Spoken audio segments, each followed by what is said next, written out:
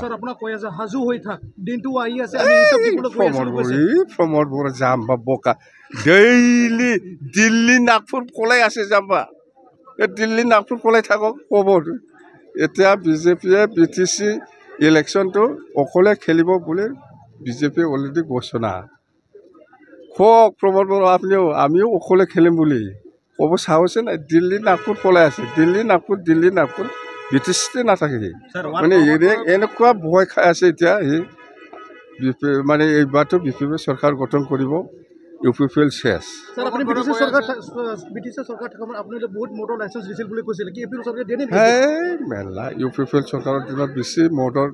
দোকান দেখিছোঁ মই আমাৰ দিনত এনেকুৱা মদৰ দোকান আছিল প্ৰমোদ বৰা কৈ আছিল BPFৰ দিনত বড়ো অৱৰোধ সৃষ্টি হৈছে আৰু এইটো প্ৰমোদ বৰাই চব জন্ম দিয়া প্ৰমোদ বৰাৰ চৰকাৰৰ দিনত এতিয়া দুটা এক্সট্ৰিমিষ্ট অৰ্গেনাইজেশ্যন খুলিছে আপুনি গম পাইছে আৰু প্ৰমোদ বৰাৰ দিনতে এতিয়া আৰু নতুন একটা পলিটিকেল পাৰ্টি খুলিবলৈ গৈ আছোঁ আমি শুনি আছোঁ এইটো কিহৰ কাৰণে কৈছে প্ৰমোদ বড়োৰ কাৰণে প্ৰমোদ বড়োৱে যাক লৈ পেলাই চুক্তি কৰিছিল NDFB সকলক লৈ পেলাই NDFBক যিটো সমস্যা সেইটো সি সমাধান কৰি দিব পৰা নাই বা কৰা নাই সেইকাৰণে আজি ex-NDFB সকলে প্ৰমোদৰ পৰা আঁতৰি আহি নতুন পলিটিকেল পাৰ্টি খুলিবলৈ গৈ আছে মই শুনিছোঁ এইটোতো প্ৰমোদ বড়োৰ কথা এইবিলাক কথা 31 তাৰিখৰ শেষ 31 তাৰিখ মাৰ্চৰ শেষ প্ৰমোদ বড়ো পালে একটা দুটা এতিয়া UPPLৰ পোষ্টত কি আছে কি নাই মইতো সেইদিনাই জনাই দিছোঁ কিছুমান পোষ্ট আছে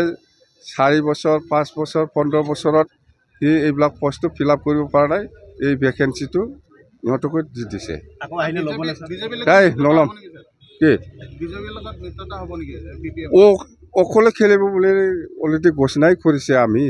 BPF হিচাপে BJPও ইয়াৰ কি মিত্ৰতাৰ কথা আহে ছেপ্টেম্বৰৰ 100% চৰকাৰ আৰু কোনো ফেক্টৰ নাই আমাৰ নেক্সটত BJPৰ পজিশ্যনটো ভাল BPFটো 1 নম্বৰ নেক্সটত BJPৰ পজিশ্যনটো ভাল UPPL বুলি ক'লে একো নাই দেই